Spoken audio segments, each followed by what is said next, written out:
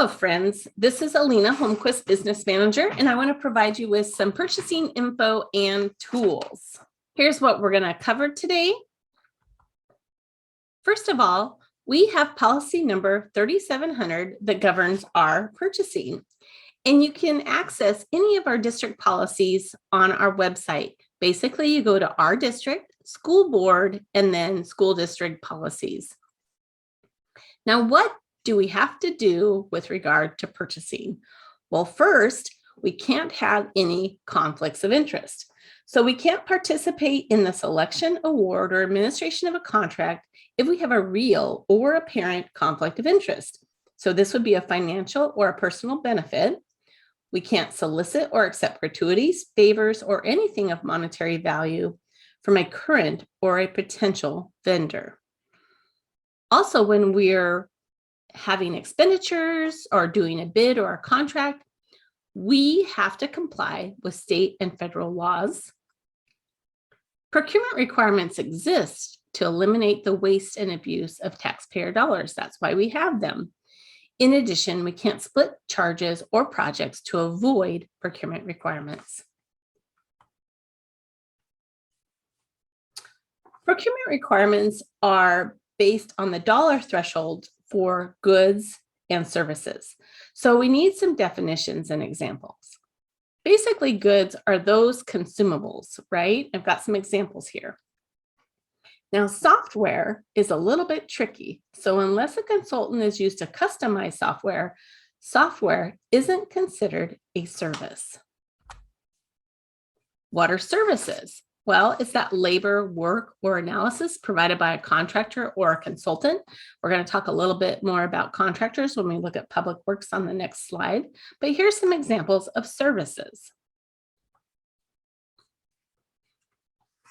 Now, public works, that's the work that we do, the construction, the alteration, repair, or improvement other than ordinary maintenance. And if you turn a building upside down and you shake it, what doesn't fall out is considered a public works. We've also got A&E requirements. Now, there's a lot more involved when we are dealing with a public work. So it's important that we contact the operations department for guidance in this area.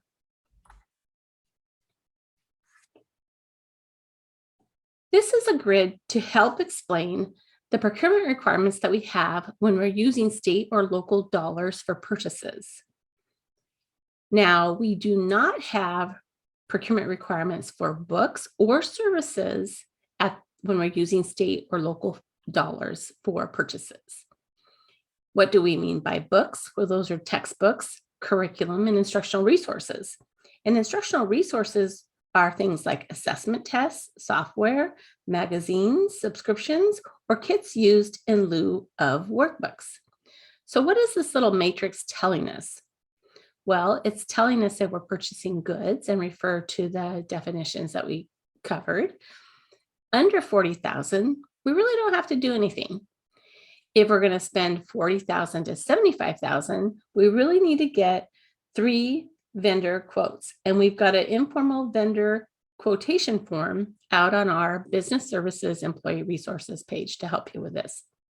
If we're going to spend greater than $75,000, well, then we need a formal bid, and that's a lot more involved. That requires a bid document or RFP being published.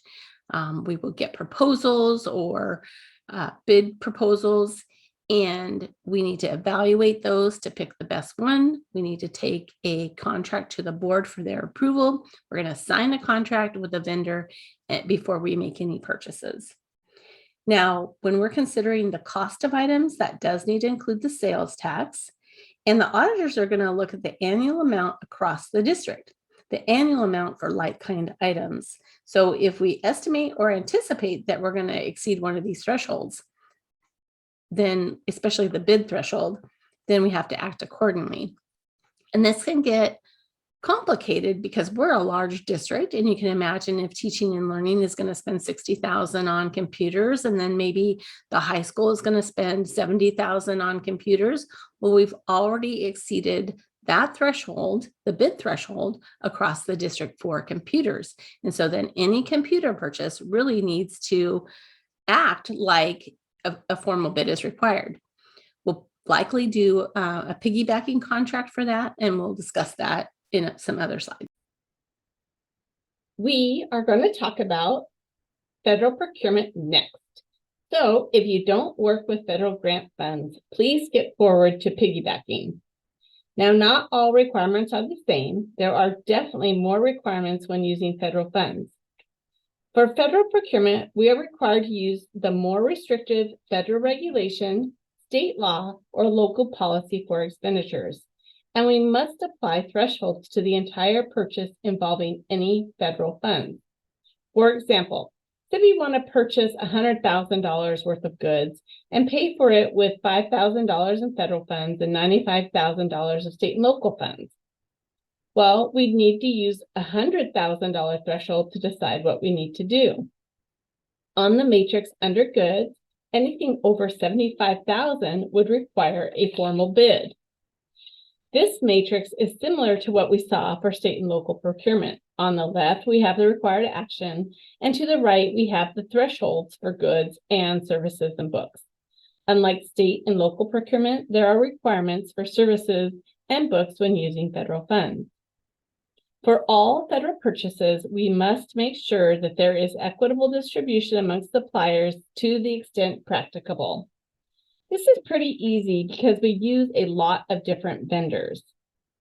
However, there is a new requirement to document that price is reasonable, and we will discuss this more on the next slide. As you can see, we have raised the micro purchase threshold for federal purchases to $40,000 for goods and $50,000 for services and books. We have a new self-certification process that allowed this increase. So for goods purchased with federal funds, less than $40,000, we make sure that we have equitable distribution and we document that price is reasonable. For purchases $40,000 to $75,000, we must obtain 3 written vendor quotes, and we have a form to document this. For greater than $75,000, we are required to get a formal sealed bid. For goods, the federal thresholds match those for purchases with state and local funds. Again, for services and books, the federal procurement requirements differ. We don't have any state and local procurement requirements for services and books. However, for federal purchases, we do. So for services and books, less than $50,000, we ensure equitable distribution and we document price is reasonable. For purchases $50,000 to $250,000, we obtain 3 written vendor quotes. And for purchases over $250,000, that requires a formal bid.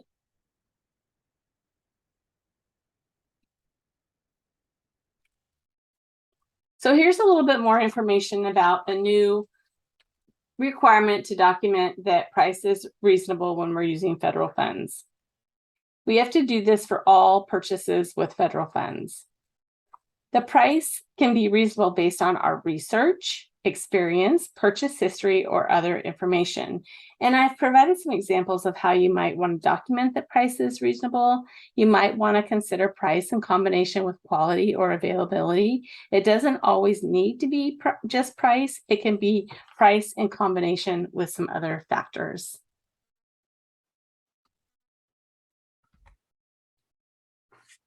So many strings attached to the federal dollars, which is why we want to highlight this. We have federal suspension and debarments when we pay a vendor greater than $25,000 a year. We have to make sure that they aren't suspended or debarred from federal programs prior to any purchase. And we can do that a couple different ways. One way is to go out on the SAM, and we've got the website listed here, and we have some instructions on our employee resources webpage. But basically, you go out to this website where vendors can register, and then this organization keeps track of whether or not they're excluded or not. And when you check on the vendor, you can print that document you want to make sure a date is on there and retain it for audit because we have to prove that this was done prior to purchases. We could add a clause to a vendor signed contract or a PO. So again, using the PO, providing both sides, but getting the vendor to sign it. Or we could obtain a vendor signed suspension and debarment certificate. And we have an example of one of those out on our employee resources webpage. This applies to our purchases regardless of how we make them, whether we do it with a PO or with a P card.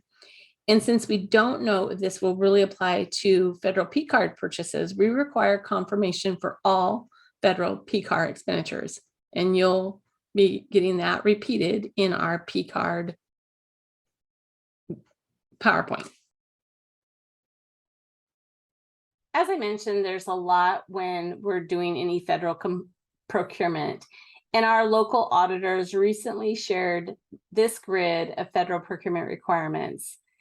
There's quite a bit to it. So if you are doing something with federal, we definitely need to talk, and we might need to involve our operations team.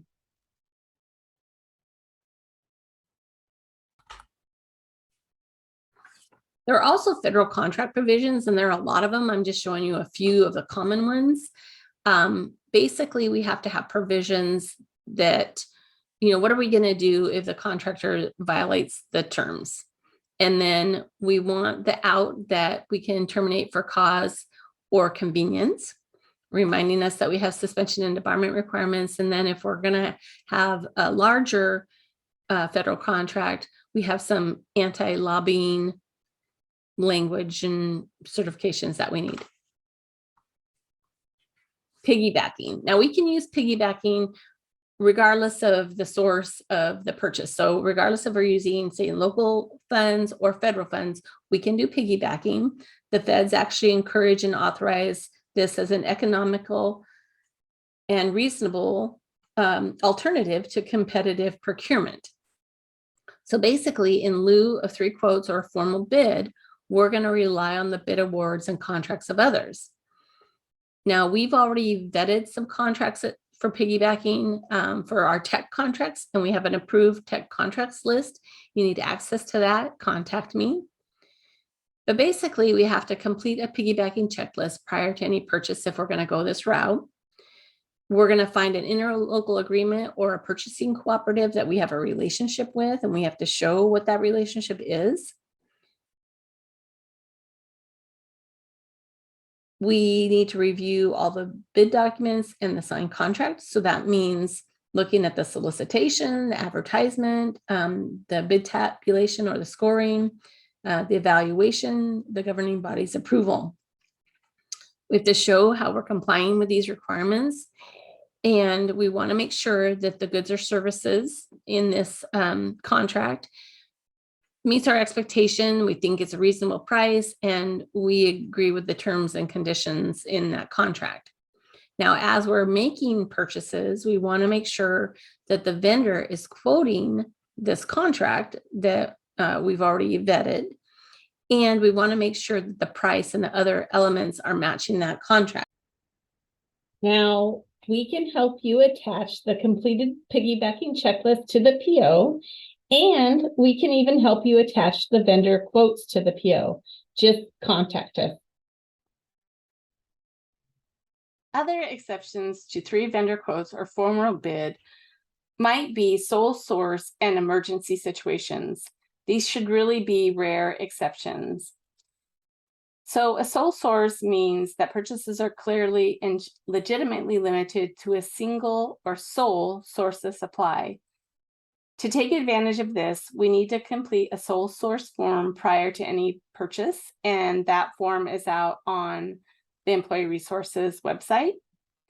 Or we might have an emergency situation like we did with COVID, where the board actually passed some emergency resolutions. So an emergency means a condition presenting a real immediate threat to the proper performance of essential functions, or will likely result in material loss or damage to property, bodily injury, or loss of life if immediate action is not taken. So these are pretty serious situations where we need to take care of some things ASAP.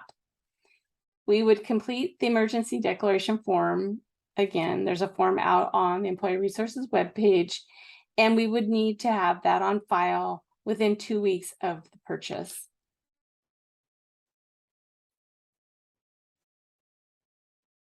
So I've mentioned it several times, but I don't want you to forget about our Employee Resources webpage. You can get to it by going to Departments, Business Services, and Employee Resources.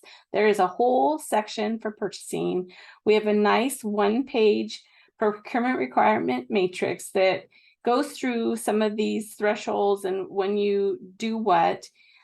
It also provides a list of the federal programs with the responsible person and provides definitions and important notes about purchasing. And we've got all of our purchasing forms out there, the informal vendor quotations form to document the 3 quotes, suspension and debarment vendor certification form when you're having maybe some challenges with SAM.gov, and piggybacking checklist, one for federal, one for not federal, sole source, and emergency declarations forms. And we know there is a lot involved in complying with procurement requirements, especially federal. And we really hope that this information and these tools are helpful. It is always a team effort, and we thank you so much for what you do.